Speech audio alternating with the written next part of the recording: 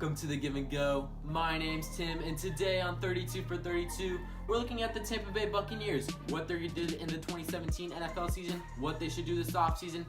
So before we do anything, go ahead and subscribe to our channel, share it with your friends, like this video, comment below, do all of the above. You know what to do. So let's get right into it with the Tampa Bay Buccaneers. So for the 2017 NFL season, I gave the Tampa Bay Buccaneers a D. They didn't live up to expectations. They had high expectations after bringing in Deshaun Jackson and Chris Baker. Jameis Winston was supposed to develop for a second year under Dirk Cutter, and none of that happened. They went 5-11, and they highly disappointed overall. You look at that team, they had O.J. Howard in the draft, and they brought in Deshaun Jackson to pair with Mike Evans, and it just didn't pan out whatsoever.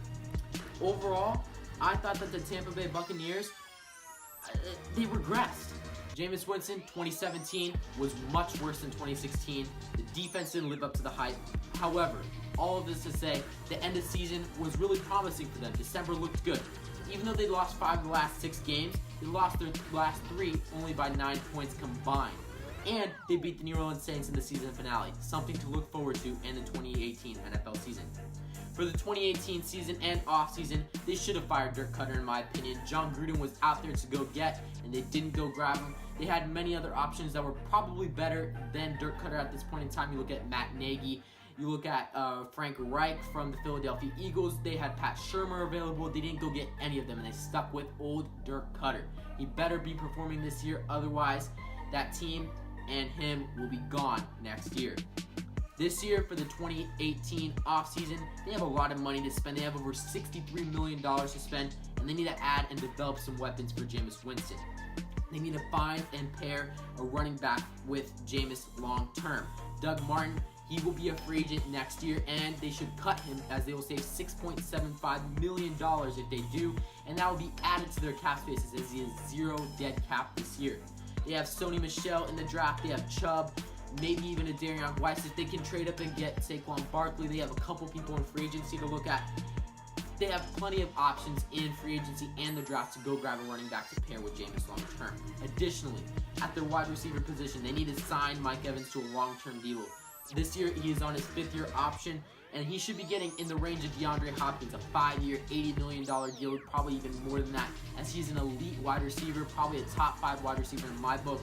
They definitely need to pay him this offseason. At the number 2 wide receiver, they have Deshaun Jackson. He needs to improve, as well as Chris Godwin.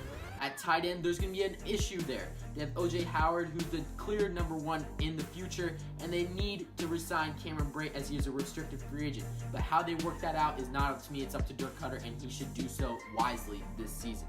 They need to add some pieces to the defense.